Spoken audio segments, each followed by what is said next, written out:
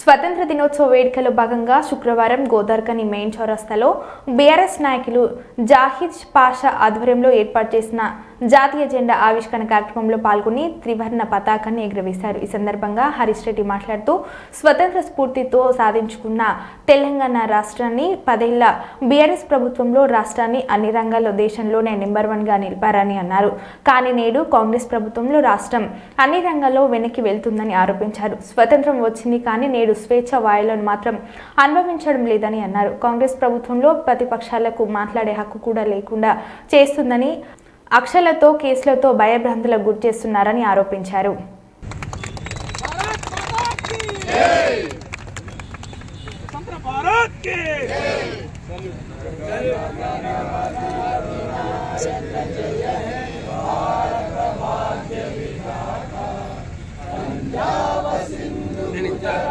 भारत भाग्य विधाता जय हे जय हे जय हे जय जय जय जय हे बोलो भारत की जय बोलो स्वतंत्र लोनी प्रति ఒక్క కార్మిక కర్షక విద్యార్థి ప్రతి ఒక్క విభాగానికి చెందినటువంటి ప్రతి ఒక్క పౌరుడికి పౌరురాలకి అక్క చెల్లె అవ్వ తాత అందరికీ కూడా 79వ స్వాతంత్ర దినోత్సవ శుభాకాంక్షలు నేను నా తరఫున తెలియజేస్తున్నాను.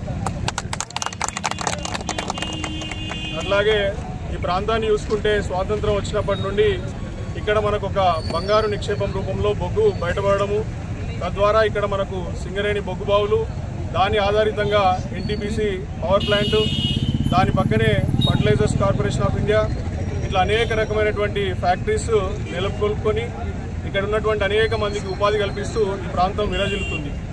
అట్లాగే ఈ ప్రాంతంలో ఉన్నటువంటి కార్మిక కర్షక కుటుంబాలందరూ కూడా కేసీఆర్ గారు ఎప్పుడైతే 2001లో ఇక్కడ జరుగుతున్నటువంటి అన్యాయాన్ని చూసి ఒక పార్టీని స్థాపించి ఇక్కడ ఉన్నటువంటి ప్రతి ఒక్క కర్షక కార్మిక కుటుంబాలను ఇన్వాల్వ్ చేసి ఉద్యమంలో 14 ఏళ్ళు ఏదైతే భారత స్వాతంత్ర ఉద్యమాన్ని గాంధీజీ గారు ఆ రోజు అహింసా పద్ధతుల్లో మరి ముందుకు తీసుకెళ్లి స్వాతంత్రాన్ని సిద్ధించినారో అదేవిధంగా గౌరవనీయులు పెద్దలు కేసీఆర్ గారు కూడా 14 ఏళ్ళు అవిశ్రామంగా కొట్లాడి మరి తెలంగాణని సాధించి ప్రతి ఒక్క దేశంలో ఉన్నటువంటి రాజకీయ వ్యవస్థను ఒప్పించి తెలంగాణను సాధించినటువంటి తెలంగాణలో ఒక 10 ఏళ్ళు మరి భారతదేశంలోనే నంబర్ 1 రాష్ట్రానికి తీసుకెళ్లి ఇక్కడ పరిపాలన బంగారుమయంగా కొనసాగించినటువంటి ఘనత కేసీఆర్ గారు.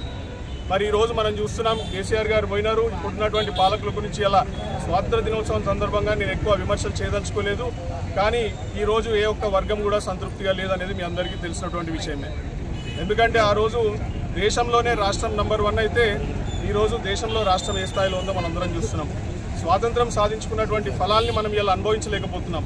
ఈరోజు ప్రెస్ మీద ఆంక్షలు ఉన్నాయి, అట్లాగే ప్రతిపక్ష సభ్యులు ఏమైనా మాట్లాడితే వారి మీద ఆంక్షలు ఉన్నాయి. ఇది మన స్వాతంత్ర స్ఫూర్తికే విరుద్ధం. స్వాతంత్రం తెచ్చుకున్న ఆ రోజు డాక్టర్ బాబాసాహెబ్ అంబేద్కర్ గారు రచించినటువంటి రాజ్యాంగం ప్రకారం ప్రతి ఒక్కరికి స్వాతంత్రం ఉండాలి.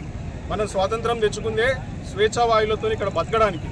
మరి ప్రభుత్వంలో ఇలా అవి ఏమీ కూడా జరగట్లేదు ప్రాపర్గా.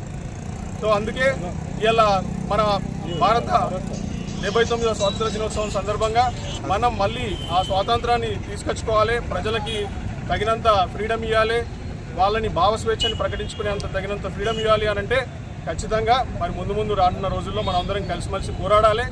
ఖచ్చితంగా ఇక్కడ ఉన్నటువంటి అన్యాయాన్ని కూడా ఎదిరించాలి. ఇక్కడికి మీ అందరూ కూడా నన్ను సాదరంగా ఆహ్వానించినందుకు మీ అందరికీ కూడా మరొకసారి పేరున 79వ స్వాతంత్ర దినోత్సవ శుభాకాంక్షలు తెలియజేసుకుంటూ జై భారత్, భారత్ మాతా కీ జై, జై